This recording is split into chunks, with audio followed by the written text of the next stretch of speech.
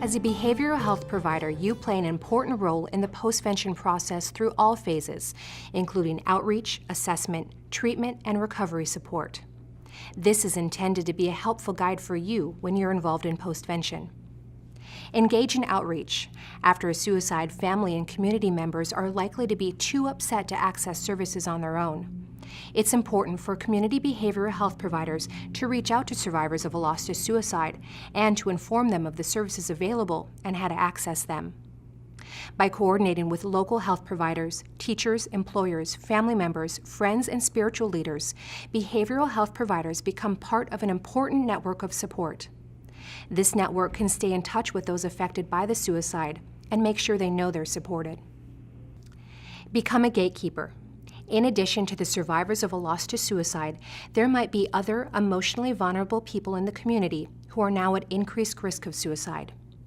This is an especially important time to be vigilant and watch for warning signs of suicide among family, friends, and neighbors, and be available to provide behavioral health treatment services to reduce the possibility of suicide contagion. Train gatekeepers who have received training on how to recognize warning signs and how to connect people with help, as well as individuals who are informally connected to people who may be at risk, can help watch out for those who are struggling.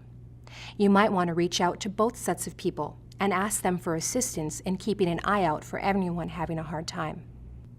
Take care. Providing care in the aftermath of a suicide can be a complex job. It can also be stressful and emotionally draining. Don't be afraid to talk with colleagues and learn from each other's experiences. Coping. Survivors of a loss to suicide often focus on finding answers, causes, people, or things to blame for the suicide. Dwelling on how or why the suicide occurred could increase emotional distress and risk for depression. Ways of coping with a loss to suicide are important to the provider and to the survivors. Safe messaging. Community members may sensationalize or glorify the suicide. It is possible that inaccurate information and rumors might spread through the community. Special attention must be paid to ensure that public information follows safe messaging guidelines. Suicide is a complex phenomenon, so it's important to talk to people about suicide in clear and simple terms. Educate them about the fact that suicide is often the result of serious mental health problems, but be careful to note that sometimes people choose to attempt suicide because of circumstances and life experiences that we do not always understand. Debriefing. The community may require time to debrief after suicide. Behavioral health providers are an ideal resource for this process and can ensure that individuals who are especially troubled access the appropriate treatment and support. Partnering with youth organizations, communities of faith, and other civic organizations to offer talking circles, which are safe places to talk and ask questions, helps make sure that people in need of behavioral health services after a suicide know whom to go to and how to access services. Asking the state for help with a local behavioral health emergency. The State Division of Behavioral Health relies on local community behavioral health centers to provide the first behavioral health response to any local emergency or disaster. If a local center is overwhelmed by an event, the center can request state assistance directly from the division. Please refer to the Postvention Guide, Community Behavioral Health Providers chapter for the contact information.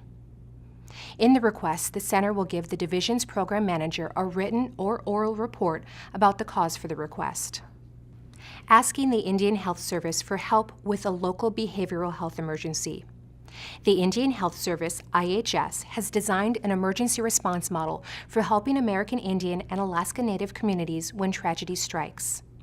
Through the IHS, communities can request help from the U.S. Public Health Service.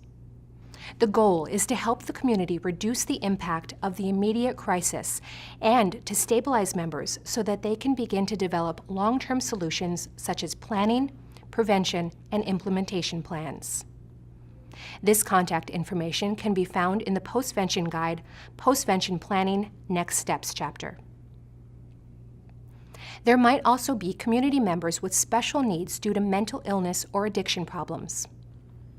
Please refer to the Substance Abuse and Mental Health Services Administration practice guidelines on responding to mental health crises in the Community Behavioral Health Providers chapter in the Postvention Guide.